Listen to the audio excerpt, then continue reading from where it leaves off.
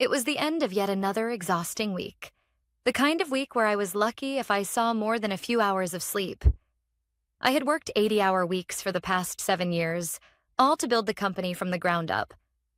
I was part of the reason we hit record numbers, the reason the team had been running smoothly despite all the hurdles. So when the email from the CEO, Michael Bennett, appeared in my inbox with the subject line, "Dinner invitation," a discussion about the future, my first reaction was confusion. I didn't know what to make of it. A dinner? For someone like me who had spent countless hours in the office, underappreciated and often overlooked, dinner with the CEO felt strange. I had worked for this company for 7 years, climbing up the ranks, and yet there were always rumors. Rumors about changes in leadership, about fresh faces coming in, about the board wanting to shake things up. Still, I never thought it would come to this. The email was short and to the point. "I'd like to discuss your future with the company. Let me know when you're available. Dinner, perhaps?" I stared at the screen for a moment. The hairs on the back of my neck stood up, but I pushed the feeling away. This could just be a regular meeting, right? Maybe he wanted my input on the new direction the company was taking. After all, I had been at the center of some of our most successful projects. I had always given everything I had. I replied quickly, confirming I'd meet him at the restaurant in an hour. When I walked into the sleek downtown restaurant, I was greeted by the dim lighting, the soft hum of conversations, and the clink of glasses. There he was, Michael Bennett, CEO of the company, sitting at a table in the corner. His expression was unreadable, but the look in his eyes seemed distant, almost like he was preparing for something. "Ellen, good to see you," he said, standing up to shake my hand. His grip was firm but detached. I took my seat, setting my purse beside me, trying to shake the unease that had settled in my stomach. The waiter came by and took our drink orders. I declined a glass of wine, unsure if I even had the appetite for food at that moment. We sat in silence for a few moments. I could tell he was building up to something. Maybe he wanted to compliment me on my work. After all, I had done my best to keep everything running smoothly. Maybe he wanted to talk about a promotion, or perhaps discuss ways we could continue growing the company together. Finally, Michael broke the silence. "So, Ellen," he began, his voice calm but firm. "We've been looking at the company's direction. We've had some discussions with the board, and after reviewing things, it's clear that we need to make some changes in leadership." I felt the air leave my lungs. A slight tremor ran through me, but I forced myself to maintain composure. I had been expecting something like this. The rumors, the whispers, the sudden shifts in office dynamics. It had all been leading to this moment. He continued, "I've made the decision to bring in a new leader, someone who can guide us through this next phase of growth. You've been an incredible asset to this company, but unfortunately, your approach, it's just not the direction we want to go in anymore." My mind raced as I listened to his words, but I didn't let it show. This wasn't a surprise. I had seen the signs. I had been working too hard, pouring everything into this company, all while being passed over for new hires, new interns who didn't have the experience but had the fresh ideas. And now here it was. "We're moving in a new direction," Michael continued, eyes avoiding mine. "And with that, we've decided it's time to let you go. We're really grateful for everything you've done, Ellen, and I want to make sure you transition out smoothly." I blinked, trying to process the words. The finality of it. The casualness with which he said it, as if firing me was as easy as ordering an appetizer. "Well, I suppose these things happen," I said, my voice calm, almost detached. I had been prepared for this moment for months, maybe even longer. I had known for some time that the company was looking for a way to replace me. There had been subtle signs, my projects getting pushed aside, my opinions ignored, the new hires being given more responsibility, the whispers behind closed doors. I wasn't blind. The waiter brought our food, but I wasn't hungry. Michael took a bite of his food, seemingly indifferent to the gravity of what he had just done. I, on the other hand, couldn't help but feel a strange sense of calm wash over me. For years, I had poured my heart into this company, and it had taken everything from me. Now, here I was, sitting across from the man who had just decided my fate. But what he didn't know, what no one knew, was that I had already made plans. I had already reached out to our biggest client, Tech Global, and they were offering me a position, a high-ranking role, a role that would allow me to take control of their operations. And when I was offered that position, I knew exactly what I would do. Michael smiled, as if this was some sort of victory for him. So, we'll have everything wrapped up by the end of the week. You'll get your severance, of course. I nodded, my mind already a few steps ahead. I'll make sure everything's in order, I said, maintaining my composure. I wasn't going to fight it. There was no need to protest, no need to make a scene. I had already won, and Michael had no idea. The following days passed in a haze. After Michael's dinner invitation, I spent the next 48 hours tying up loose ends, as if preparing for a departure I had already accepted. I didn't feel anger, betrayal, or sadness. Instead, there was this strange calm. It was the calm of someone who had been playing a game for far too long and had finally won. But this wasn't about winning for the sake of ego. This was about control. Control over my life, my future, and the choices I had made. I packed my office with the precision of a strategist. I kept things simple.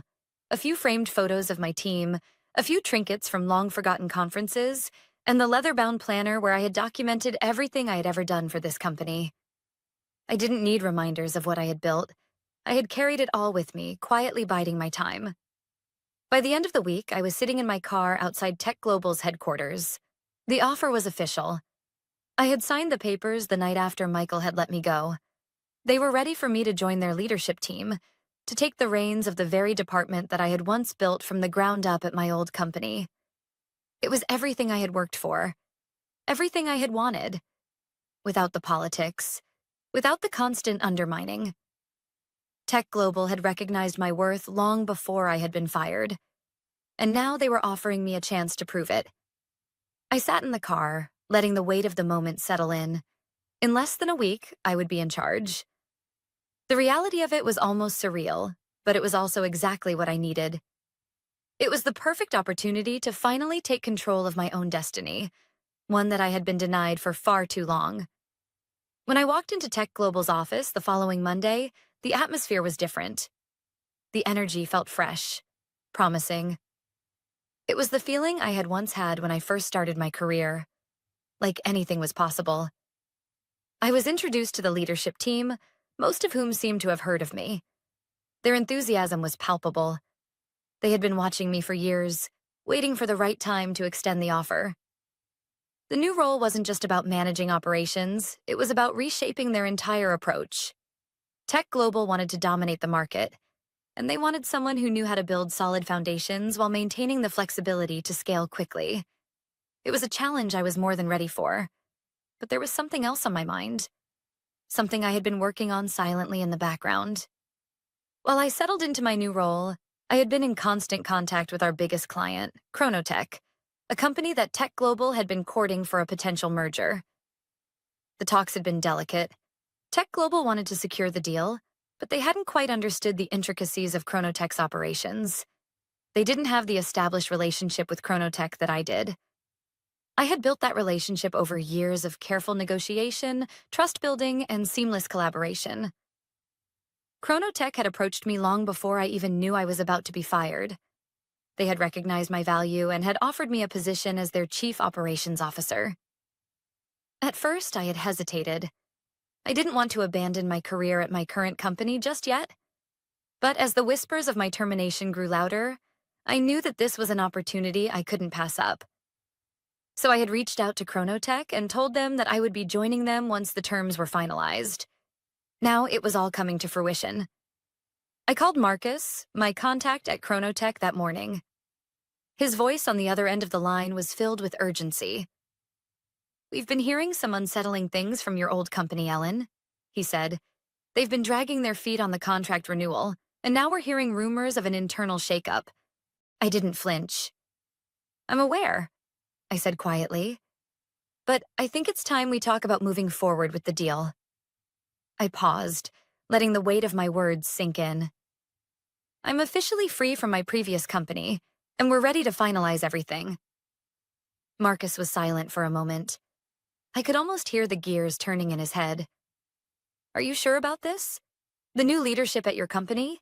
They're going to try to salvage this, right? They're going to offer you more. I smiled. They can try, but the offer isn't on the table anymore. What they don't realize is that I've already made my move. I had already contacted the board at Tech Global, explaining the situation delicately and letting them know that I would be transitioning out as soon as the deal was finalized. The ball was now in their court, but I was in control. For the next 2 weeks, I watched from the sidelines as Tech Global continued to try and salvage the mess that had been created when I walked away. Michael and the new leadership team scrambled to keep things afloat, but it was clear that they had no idea how to handle the critical vendor relationships I had built. It wasn't just about Chronotech. It was about a web of partnerships I had woven, all of which were now on the verge of collapse without my guidance. But nothing could have prepared them for what happened next. The next few days passed in an almost surreal haze. I was at Tech Global now, settling into my new role, but the shadow of my old company lingered like a specter in the background. I had hoped that stepping away from the chaos would give me a sense of peace, but it only made the reality clearer. I had been undervalued and overlooked for years, and now I was in control of something far more powerful than I had ever imagined. But as my new team at Tech Global celebrated my arrival, the company I had left behind was starting to feel the strain. The phone calls, emails, and meetings I had quietly orchestrated were beginning to take effect. Every day, I watched as Michael and his team scrambled to handle the fallout. They were trying, too late, to patch things up with Chronotech and other vendors, but the damage was done. It didn't take long for me to receive the first call. It came from my old assistant, Derek, at my previous company. His voice was shaky, but I could hear the desperation underneath. "Ellen, I think we've got a problem," he said, barely able to contain his panic. "Chronotech just told us they're pulling out of the contract. They're saying they've received a better offer and that they're not moving forward with us. No warning. No nothing." I could almost hear the fear in Derek's voice. Chronotech was our biggest account. Losing them would send a ripple through the entire operation. But I wasn't worried. I had known this was coming. "Have you spoken to Marcus?" I asked, maintaining my composure. Derek paused for a moment, and I could tell he was putting the pieces together. "Marcus?" he asked, his voice faltering. You were talking to them, weren't you?" I smiled softly, though he couldn't see me. "I've been in touch, Derek. I had a feeling this was coming. And now it's just a matter of time before the rest of the pieces fall into place." I hung up the phone, feeling a strange sense of satisfaction. I had done what needed to be done. The contracts were already in motion. The deal I had set up with Chronotech was official, and the terms had already been agreed upon. The shift in power had happened, and now the company was beginning to feel the consequences of their actions. Meanwhile, back at my old company, I could hear the panic rising. Derek wasn't the only one calling. The emails were flooding in. Vendors, partners, and clients were starting to question the sudden instability. The entire supply chain was beginning to crack. The company's once sturdy foundation was starting to crumble, and no one knew how to fix it. As the week progressed, the pressure mounted. Tech Global was waiting for the official announcement about Chronotech's departure from my old company. It was the moment we had all been waiting for, the final step in securing the deal. But I wasn't going to let them off easy. No, I had my own plan. The phone call came on Friday morning. "Ellen," Marcus's voice was tense. "We've just received word from your old company. They're trying to pull some last-minute tricks, offering a counterproposal. They're desperate. We need to decide if we want to accept or walk away." I leaned back in my chair, the cool silence of the office surrounding me. The decision was already made. "Tell them no. They had their chance. It's over." Marcus hesitated. "Are you sure?" I've never seen them panic like this before. I smirked. "Trust me, this is exactly what I wanted." Later that day, the emails started to come through. First, it was an internal memo from Michael, apologizing to the team for the abrupt changes and the loss of key clients. Then, the public statement hit. The company was in damage control mode, trying to spin the situation in their favor. But the words were hollow. It was too late. Tech Global's client base had already begun to grow exponentially. The deal with Chronotech was only the beginning. I was already fielding calls from other companies that had been waiting for the right opportunity to jump ship. And with every new contract signed, the hole my old company had dug for itself grew deeper. By the end of the week, I knew the game was all but over for them. They had tried to replace me, thinking I was expendable. But what they didn't realize was that I had built everything. The contracts, the relationships, the strategy. They couldn't replicate it, not even with all their new interns and fresh faces. The truth was, they needed me more than I needed them. And as I sat back in my new office, watching the whirlwind of activity unfold, I knew this wasn't just about revenge. It wasn't about rubbing their faces in their failure. It was about something deeper. It was about the quiet power of knowing your worth, the power of standing up for yourself when no one else would. I had played the long game, and now it was paying off. I had rebuilt my career from the ground up, and in the process, I had built something stronger than the company I had left behind. Tech Global was mine now. But more than that, my future was in my hands. And I wasn't about to let go of it. 2 weeks had passed since the shockwaves of my departure had hit my old company, and I could feel the world shifting beneath my feet. The initial relief I felt upon walking away from the chaos was starting to fade, replaced by a quiet but persistent unease. Yes, I had secured my future with Tech Global, and yes, I had taken control of the situation with Chronotech. But as the deals rolled in and the deals my old company had taken for granted slipped through their fingers, the reality of it all hit me. I had lost everything I had built. And yet, I hadn't. My phone buzzed, bringing me back to the present. It was a message from Clara, one of the few people who had truly believed in me at my old company. She had been in the trenches with me, had witnessed the long hours, the sacrifices, and the eventual, inevitable breakdown of everything I had worked for.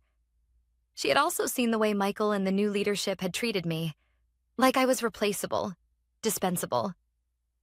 They're losing it, Ellen. The whole team is in turmoil. Michael's scrambling to make nice with clients, but the damage is irreversible. How does it feel to watch it all fall apart? I stared at her message for a few moments. Part of me wanted to feel vindicated.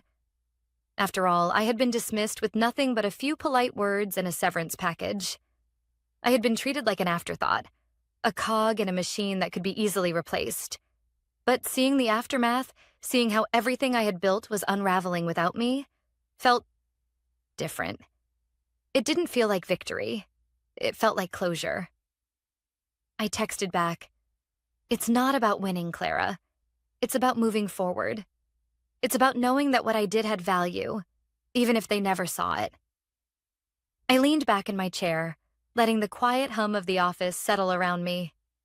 At Tech Global, things were moving at lightning speed. We were scaling faster than I had ever imagined, and with every new partnership, with every new deal, I could see how much I was needed. But that wasn't what was on my mind now. The truth was, I hadn't expected to feel this hollow. I had planned every move meticulously, but the emotional cost of walking away from everything I had known was becoming clearer by the day. I had sacrificed friendships, trust, and loyalty. I had made my peace with it, but now I was wondering if that peace would last. As I sat in the conference room later that afternoon, going over the latest metrics with my team, I couldn't shake the feeling that something was missing. We were growing fast, yes, but I hadn't truly built the kind of company I wanted to lead. Not yet. Ellen, Marcus's voice broke me from my thoughts. He was Tech Global's COO, a no-nonsense kind of guy who never let anything slip by without his notice. He had been instrumental in securing some of our biggest deals, but today his expression was different. Tighter. "We've got a problem." I raised an eyebrow. "What's going on?" "It's your old company," he said, not mincing words. "They're circling back. They're trying to get a meeting with you. Michael's involved.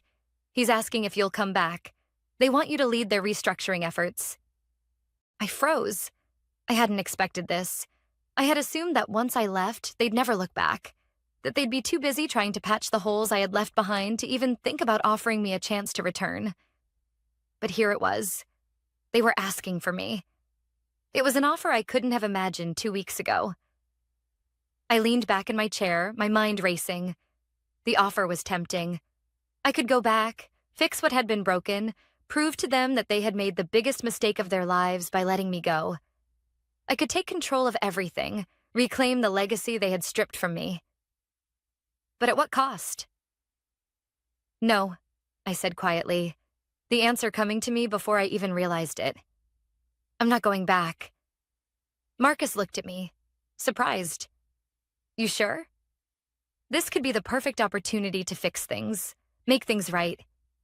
You were their backbone, Ellen." I shook my head. "It's not my fight anymore. They had their chance. They made their choices. Now I make mine." The words were final. I could feel the weight of them, but there was something freeing about saying them aloud. The company I had once believed in, the company I had given my all to, had chosen to discard me when I was at my peak. They had chosen to let me go when I was essential to their success.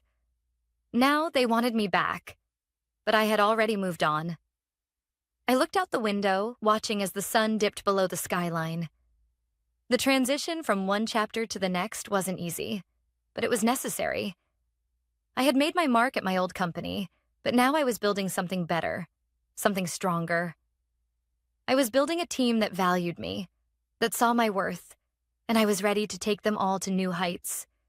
But Michael's call, the offer to return, lingered in the back of my mind. It was a reminder of everything I had left behind, and everything I had gained in return. It was a test of my resolve. I could have gone back. I could have taken their offer and shown them that they had made the wrong choice. But I didn't need them to prove my worth anymore.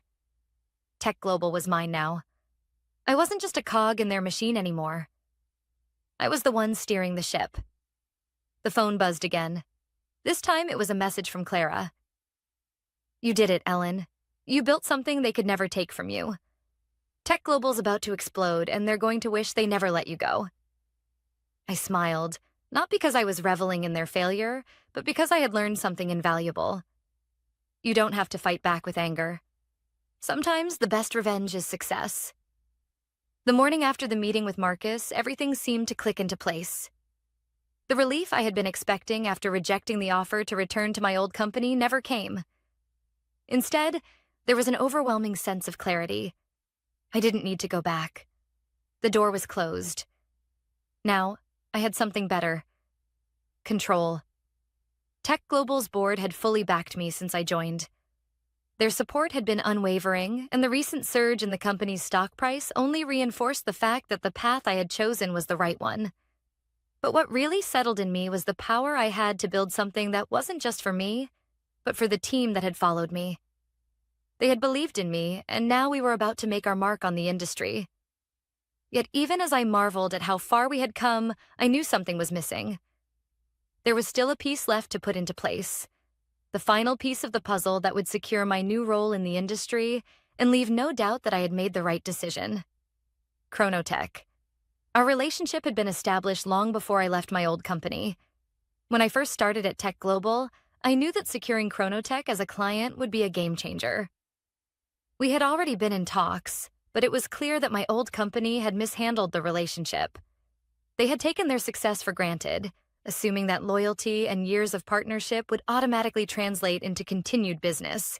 But loyalty wasn't enough, and they were about to learn that the hard way. It was time to finish what I had started. I had already spoken to Marcus about moving forward with the deal. Everything had been put in place, but there was one more step. I needed to speak with Chronotech's leadership directly. The call was set for 2 p.m. that afternoon. I walked into the conference room, feeling the familiar weight of anticipation. I had handled so many negotiations like this in the past, but this one was different. This was the final step in asserting my independence. This was my chance to show Chronotech just how much value I could bring to their operations, and in turn, show the world just how much value I had been offering all along. When the call connected, I was greeted by the familiar face of Marcus, and beside him, the CEO of Chronotech, Peter Caldwell. He looked every bit the part, polished, confident, and a little weary, as if he had been through the motions of these calls too many times before. "Ellen, good to see you again," Peter said, his voice warm but measured. "Likewise, Peter. I hope everything is going well on your side," I replied, leaning forward with a smile. "Things are moving fast here," Peter said. "We're really excited about the future. Your proposal has been carefully reviewed, and we're ready to move forward." I could feel the power shift. It was subtle, but it was there. Tech Global was now on the verge of locking in a deal with Chronotech that would not only position us as a key player in the tech industry, but it would also solidify my position in the company. This wasn't just about the financials. This was about establishing Tech Global as the true leader in innovation, and I was the one driving that vision. "We're ready to discuss the terms of the partnership," I said, focusing on the objective. "But before we do, I think it's important to ensure we're aligned on our goals moving forward." Peter nodded. "Absolutely. We've been watching your growth at Tech Global. It's clear that you have a vision, and that's exactly what we need in a partner." "We both know how critical Chronotech is to Tech Global's next phase," I replied. "That's why I've taken the necessary steps to ensure this partnership is one we can both depend on. The terms are more than fair, and we're ready to make it official." I wasn't exaggerating. Chronotech's proprietary technology was integral to Tech Global's upcoming AI-powered operations hub. Without it, we would be looking at a long road ahead, with setbacks that could delay everything by months. But with this deal, we had the power to move forward immediately. And it wasn't just about the software. It was about aligning our brands, our goals, and our values. After a few more minutes of discussion, we had hammered out the final details.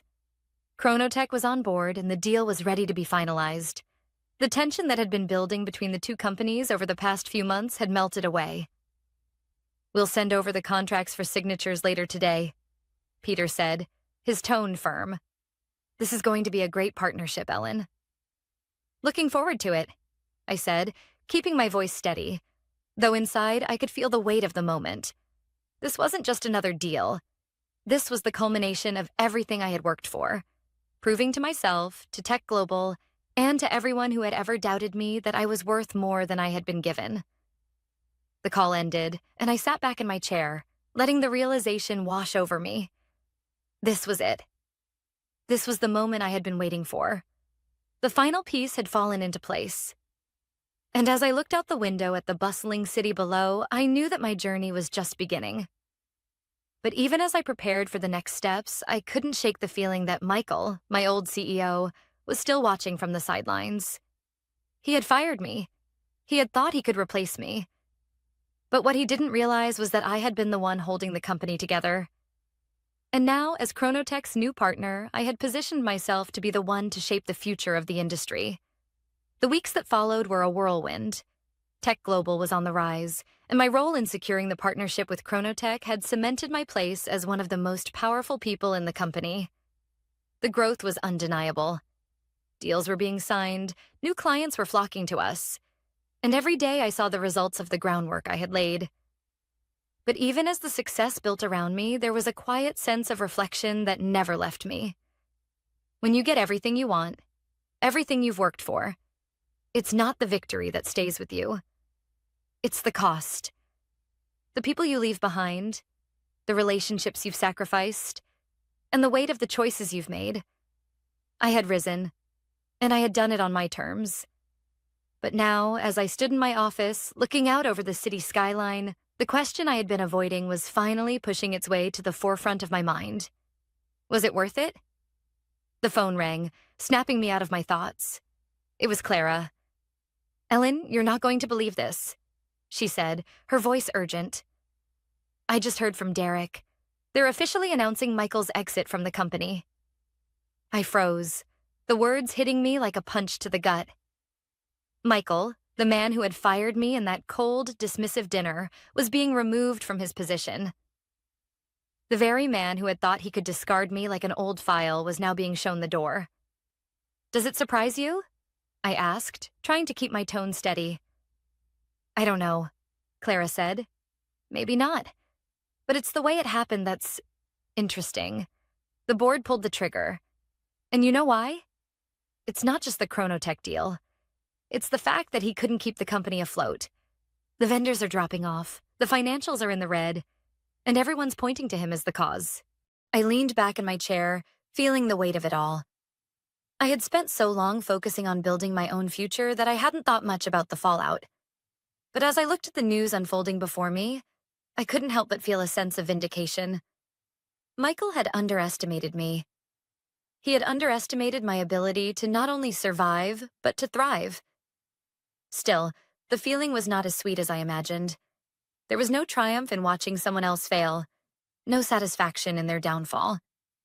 It was as if the power I had fought so hard for felt a little emptier now that I could see the consequences of my success. "Do you think this is over?" Clara asked, interrupting my thoughts. "I don't know," I said honestly. "But I'm not going to sit around waiting for it to happen. I'm done looking back. My future is here. Now it's time to look ahead." I ended the call and stared at my reflection in the glass window. The woman staring back at me was different than the one who had left my old company months ago. She was sharper, more composed. But the scars of my journey were still there. Quiet reminders of everything I had to give up to get here. The next few days were a blur of meetings, press releases, and constant updates about the internal shakeup at my old company. The media was buzzing, reporting on Michael's sudden exit and the dramatic restructuring that was underway. It was the kind of corporate drama that made headlines, but the real story was deeper than what the public could see. For me, it wasn't just about my old company losing control.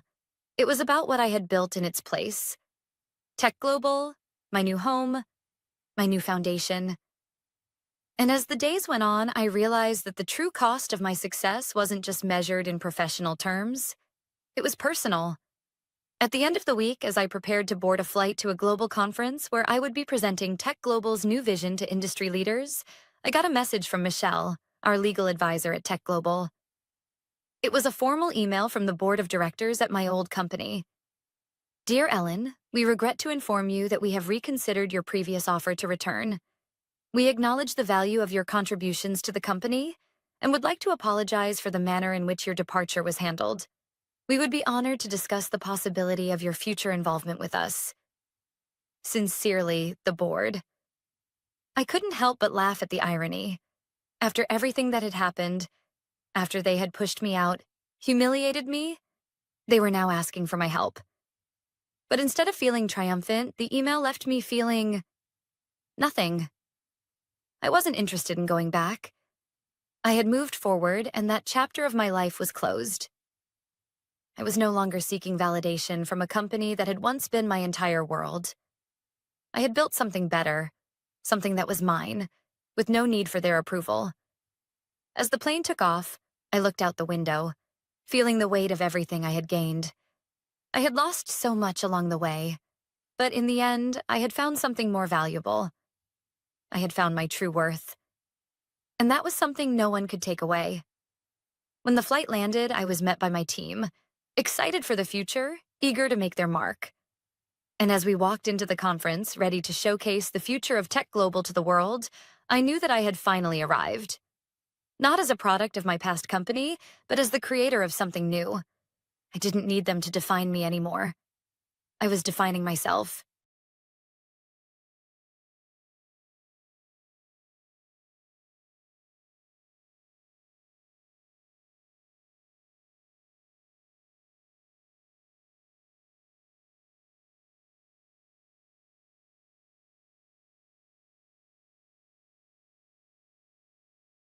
It was a Saturday evening.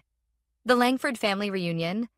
A tradition, my father called it, though it always felt more like an annual interrogation with wine. I hadn't wanted to go. Not this year. Not after the job interview I didn't get, or the apartment ceiling that had caved in after a rainstorm. But when my mom called and said, "It's important to your father," I gave in, like I always did. The house was packed. Cousins, uncles, their new wives, their perfect children. The air was a mix of beef, red wine, and old resentments. My brothers, Mason and Eric, had already taken over the living room. Mason showing off photos from his latest international conference. Eric talking about his investment property portfolio like he was 25 and retired. I stood in the hallway for a full 2 minutes before stepping in. I wasn't even late. I was just trying to find a version of myself that wouldn't get picked apart the second I entered. My mother spotted me first. Her eyes scanned my outfit. Black jeans, navy blouse, hair pinned back. And I saw the corners of her mouth tighten, like she was swallowing her disappointment with a sip of her wine. "You could have dressed up a little," she said as she leaned in for a kiss. I forced a smile. "Nice to see you too, Mom."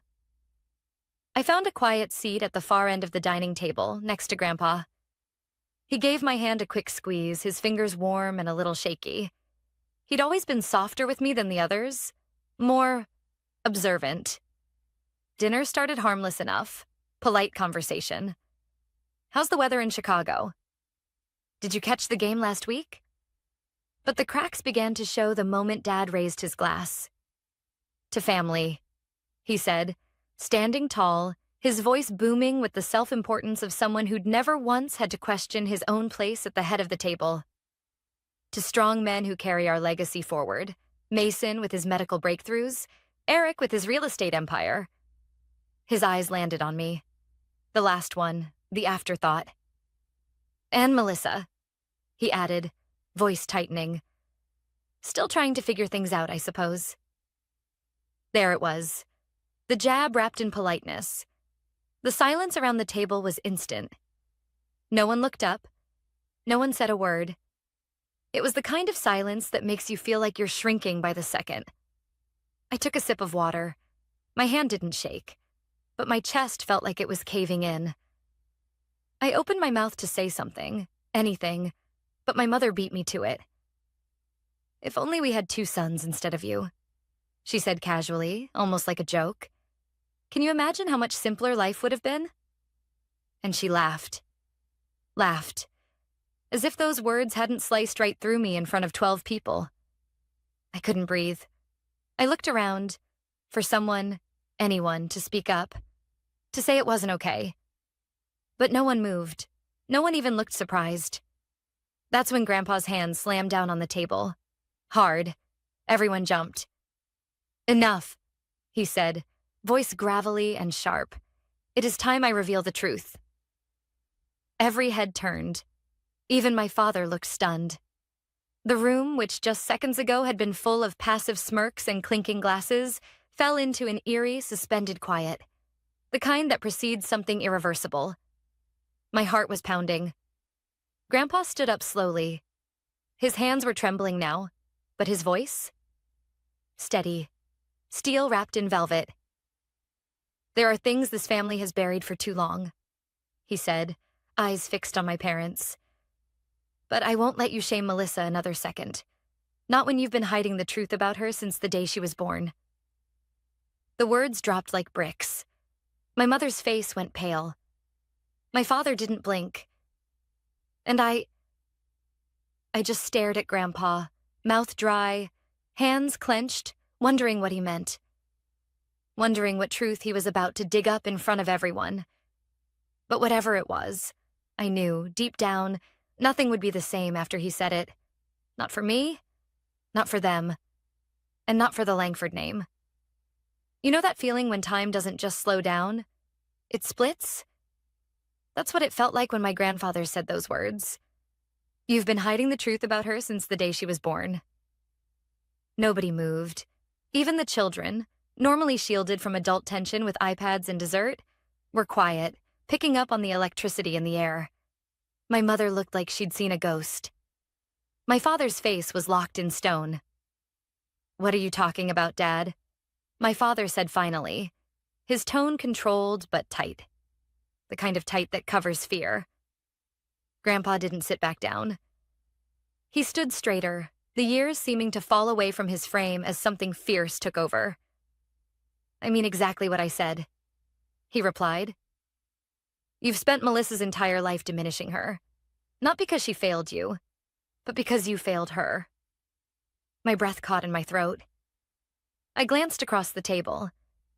Mason had leaned back, arms folded, jaw tense. Eric blinked rapidly, like his brain was rebooting. No one spoke. I've kept my mouth shut for too long, Grandpa continued. Out of loyalty. Out of some foolish idea that protecting this family meant keeping your secrets. But watching you humiliate her, again, in front of everyone? Number not tonight. I opened my mouth to say something, to stop him, not to protect them, but because I suddenly didn't feel ready to know what was coming. But he kept going. Melissa, he said, turning to me, you were never the mistake. You were the only honest thing this family ever produced. The room tilted slightly. I gripped the edge of the table. What are you even saying? My mother snapped, her voice breaking. You're confusing everyone. No, Grandpa said firmly. You're just scared the truth is finally crawling out from under the rug. He pulled something from the inside pocket of his coat, a folded envelope, yellowed at the edges, sealed with a wax stamp. The room held its breath. He placed it in front of me. This is yours, he said. And you should have had it years ago. My fingers hovered above it. What is it? I whispered. He didn't answer right away. Instead, he looked at my parents with an expression I'd never seen before, disappointment laced with grief. 28 years ago, he said, your mother got pregnant. It wasn't planned, and it wasn't convenient. My mother's eyes filled with tears. She shook her head slowly. Don't, she whispered. But he did. They considered giving you up, he said, his voice cracking for the first time. Because they wanted sons. Because daughters weren't part of the plan. Especially not one who would disrupt the picture they were painting of their perfect life. I couldn't breathe. They told the family you were an accident, Grandpa continued. But what they never told you is that for the first few weeks after you were born, they left you at my house. I blinked. What? You stayed with your grandmother and me, he said. Your mother needed time to recover, she said. But the truth was, they were deciding whether or not to keep you at all. I felt the floor drop out from under me. No, I whispered. No, that's not. It's true, he said softly. I held you every night, fed you, sang to you. And when they finally took you home, I made your father promise me that he'd never treat you differently. He looked at me then, not as a grandfather, but as someone who'd been carrying a secret so heavy it had aged him. He broke that promise, he said, over and over again. I stared at the envelope. My hands were trembling now. What's in here? I asked. Letters, he said. From your grandmother. From me.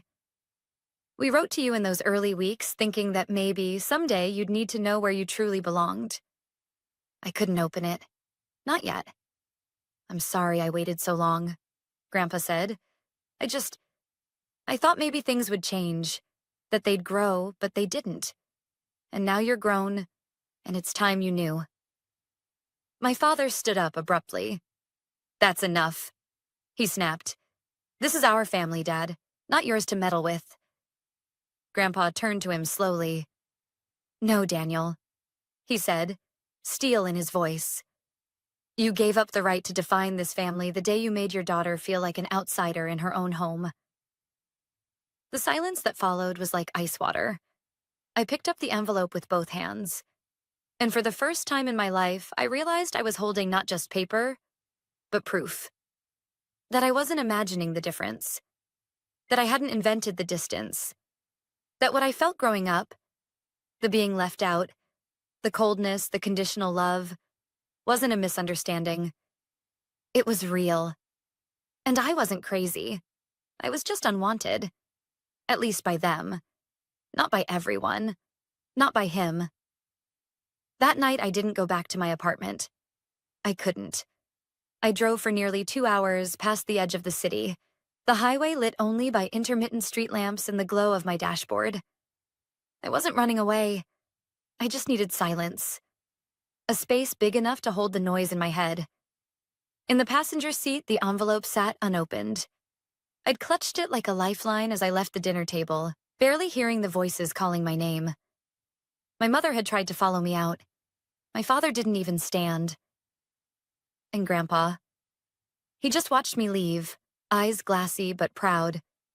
When I finally pulled into a rest stop near a lake we used to visit when I was little, the sky was already fading into midnight blue. I turned off the engine, cracked the window, and sat there. Headlights off, hands in my lap, heart pounding like it didn't know what to do now that the performance was over. Because that's what it had been, hadn't it? A performance. 28 years of playing the role of the quiet one, the sensitive one, the one who never measured up. All for a family that had decided who I was before I could speak my first word. I finally opened the envelope. The wax seal cracked easily, like it had been waiting for me all this time. Inside were 4 handwritten letters. The ink had faded slightly, but the handwriting was unmistakable. Delicate looping script from Grandma, and bold, blocky lines from Grandpa.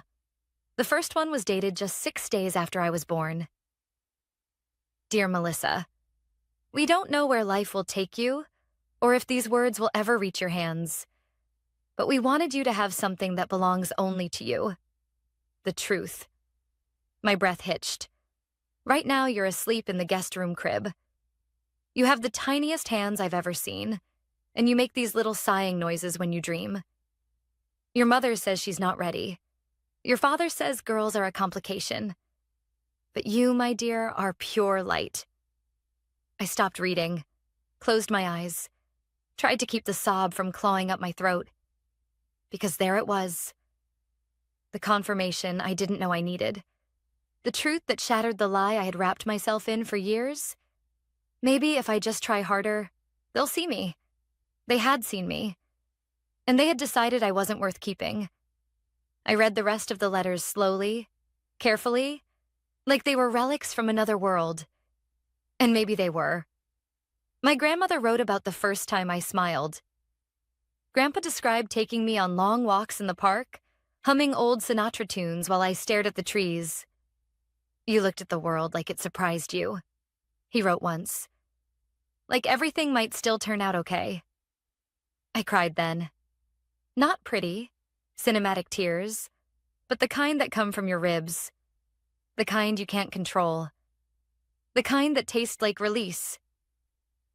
It was past 2 a.m. when I finally folded the letters and placed them gently back inside the envelope. I rested it on the dashboard and stared out at the lake, remembering a trip here when I was 9. The one time I recalled my father letting me skip stones beside him. He hadn't smiled. He hadn't even looked at me. But I'd cherished that silence like it was a gift. Now I understood why. I had been starving for crumbs of affection because I hadn't known I deserved more. That night by the lake, something shifted. Not everything. Not yet. But enough. Enough to stop carrying the lie that I had been the disappointment. Enough to stop asking what I'd done wrong. Because the truth was, I'd done nothing wrong. I had just been born inconvenient. And instead of choosing me, they had tried to mold me into someone easier to love. But I wasn't here to make them comfortable anymore. The next morning, I woke up with a clear decision in my chest. I was going to talk to Grandpa. Not just to thank him, but to ask him the question that had been gnawing at me ever since he placed that envelope on the table. Why now? Why, after nearly 3 decades of silence, did he decide to speak? And what else was still buried beneath the polished floors of our picture-perfect family? I didn't know what answers I'd get. But I was finally ready to ask. I visited Grandpa the next day. He lived in the same brick house he'd had since before I was born. A 1-story with a wraparound porch, white shutters, and rose bushes he still trimmed by hand. It smelled like lemon balm and old paper inside. Familiar. A little too quiet. He was in the kitchen when I arrived, pouring tea into 2 mismatched mugs. One said world's okayest golfer. The other was plain white, chipped on the rim. You came. he said simply. I nodded. I have questions. I figured. We sat in the living room. The clock ticked on the mantel. A framed photo of me from middle school sat beside it. Braces, messy braid, oversized hoodie. I remember that day. I'd just won the regional science fair. My parents hadn't come. Grandpa had taken the photo. I read the letters, I said, wrapping my hands around the warm mug. He didn't say anything at first, just nodded, like he already knew that part would be hard. Then I asked him what had kept me up all night. Why now? He looked at me, not past me, not through me, but at me, like I mattered, like he was weighing the answer carefully, not because he was hiding anything, but because he didn't want to say the wrong thing. I waited too long, he said finally, and I knew it. But I kept hoping, praying, maybe that your parents would change, that time would soften them. A beat passed. I wanted to believe they'd wake up one day and see what I saw. His eyes misted then, but he blinked it back. And I stayed quiet because I thought I was doing the right thing, letting them be parents, not interfering. But they weren't, I said, my voice tighter than I intended. They weren't parents, not to me. He exhaled slowly. I know, and I'm sorry. He set his tea down and reached into the side table drawer, pulled out another envelope. This one was thinner, newer. What's this? I asked.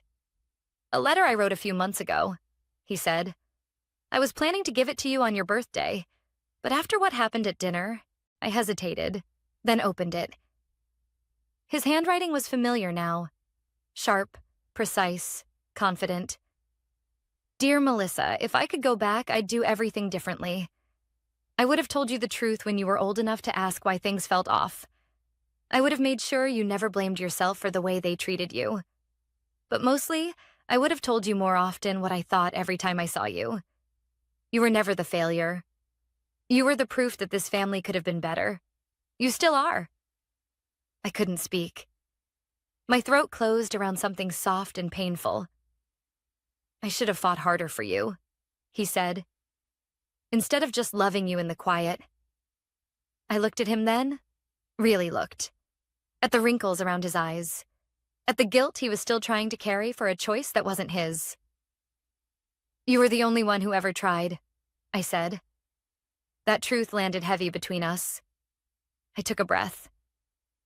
They said, at the table, that they wished they'd had 2 sons instead of me. His jaw clenched. I heard. They meant it. I know. And then softly, almost like a confession, I said, I think part of me still wants them to take it back. Grandpa didn't respond right away. He reached over, placed his hand gently on mine. Wanting them to be better isn't the same as needing them to be, he said. You've survived without their approval for 28 years. You don't need it now. I nodded, but something inside me still ached.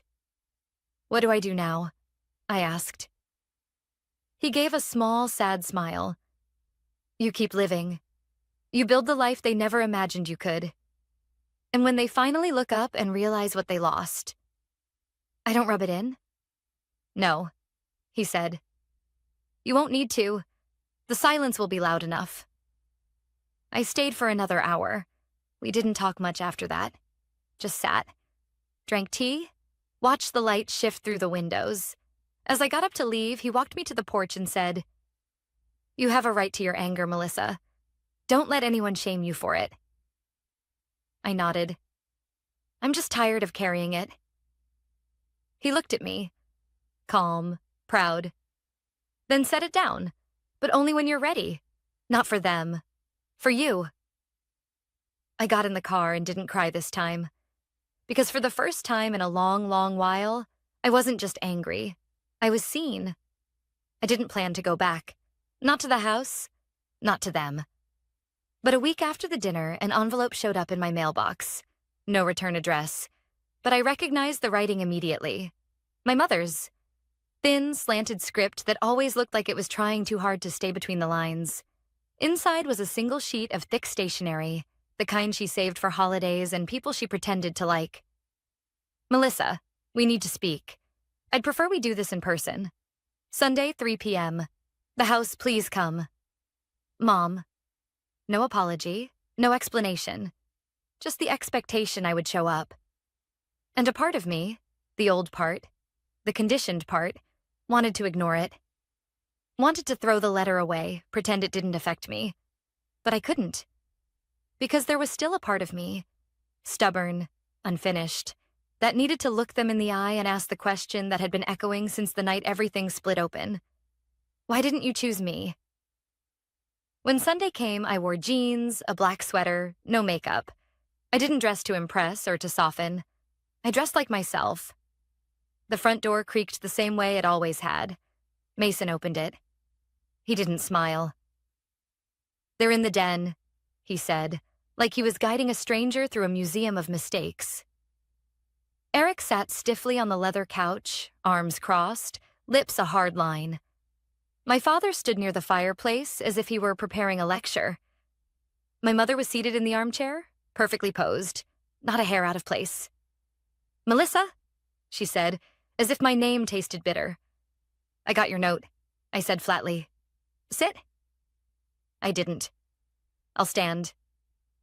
A tense pause. Then my father cleared his throat. This has gone too far, he said. Your grandfather spoke the truth, I interrupted. He blinked. You think he's the victim in this? My mother snapped. He humiliated us. No, I said calmly. You did that. He just stopped covering for you. Mason exhaled sharply. Look, I don't know what's going on, but this drama is tearing the family apart. I turned to him. You never saw it, did you? How I was treated differently. You were too busy being toasted and praised and handed things I had to earn 10 times over. That's not fair, Eric muttered. No, I said, stepping closer. How many times did you two get called brilliant? Gifted? Future leaders? And how many times did I hear I was confused, too sensitive, or still figuring things out, even when I outworked and outranked both of you? No one spoke. I let the silence do its work. You said I was a failure, I said, turning to my father. Right there, in front of everyone. A failure we never wanted. He didn't deny it. He didn't even flinch. I was angry, he said. It was a moment. No, I replied. It was a choice, and it wasn't the first time. My mother stood. You don't understand what it was like back then. We had plans, expectations. For sons, I said. You've been mourning the daughter you never wanted for 28 years. But I'm not mourning anymore. I'm done. Another silence. The heavy kind. The kind that wraps around the throat. I didn't come here for an apology, I added. I came to tell you this. You don't get to rewrite the story now that the truth is out. You don't get to decide who I am anymore. I pulled something from my bag, placed it gently on the table. A copy of the same photo Grandpa gave me. Me, as a baby, in his arms. Smiling. He saw me, I said softly. Even when you didn't. My father looked away. My mother's eyes shimmered, but no tears fell. And then I turned to leave. But before I reached the door, my father spoke again. You were always too emotional, he said coldly. You took everything so personally. I paused, then turned back just once. No, I said. I just finally stopped pretending it didn't hurt. And I left, not angry, not broken, just done. There was no dramatic confrontation, no final shout, no door slammed behind me, just footsteps. Mine. Finally walking away on my own terms. As I drove home, I passed the park near my high school. I pulled over, sat on the bench where I used to read during lunch while the others played and laughed and belonged. And I realized something. I didn't need to belong to them anymore. I belonged to myself now. And that was more than enough. It's been 3 months since the dinner. 3 months since I stood in that den, told my truth, and walked out of a house I'd spent most of my life trying to belong in. And I haven't gone back. Not out of anger, out of clarity. I always thought walking away would feel like a defeat, like giving up, like I'd failed to fix something broken. But instead, it felt like air. Like standing at the top of a staircase I'd been climbing in the dark and finally realizing, I don't need to carry this anymore. I didn't tell many people what happened. Not at first. Just my closest friend, Naomi. She cried before I did. And then she asked the one question I hadn't let myself consider. So, what now? What now? At first, I didn't know. I went through the motions, work, errands, sleep, but everything felt different. Like the lens I used to see the world had been wiped clean, and suddenly I could see the outlines of my own life again. And for once, I didn't see failure. I saw survival, growth, proof. So I made a decision. I took 2 weeks off work, not for a vacation, but for something more radical, something I'd been afraid of my entire adult life. Stillness. I stayed in a small cabin upstate with no Wi-Fi and barely any signal. Just books, a journal, and the sound of birds in the morning. It was terrifying at first. All that silence, all those thoughts. But then, something began to shift. Each morning, I wrote a letter to myself. Not the version of me that chased approval or shrank to make others comfortable, but the girl who held on through it all. The girl who built a life out of rejection. The woman who learned how to name herself. Some days the letters were messy, angry, full of questions. Other days they were soft, forgiving. But every word was honest.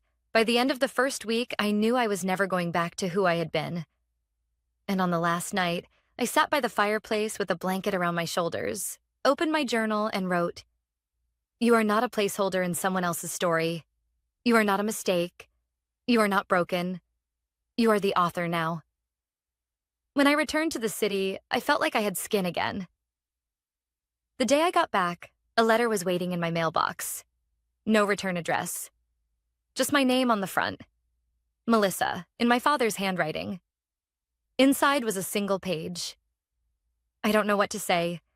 I keep trying to find the right words, but they never come. You're right. I was cruel, and wrong, and afraid. I thought keeping distance would protect me from disappointment. But it only built walls I couldn't climb back over. I don't expect forgiveness. But I hope someday when you look back, you'll see that I knew. I knew I failed. And I regret it more than you'll ever know. No signature. Just the truth. Written in the same block letters he used on every birthday card that used to say so little. I didn't cry. Not because it didn't matter, but because I didn't need it anymore. I folded the letter and placed it in the same drawer as the photo Grandpa gave me. The one of him holding me as a baby, smiling like I was the best thing that had ever happened to him. That drawer used to be full of pain. Now it's full of proof. Proof that healing doesn't always come from others. Sometimes it comes when you stop waiting for them and choose yourself instead.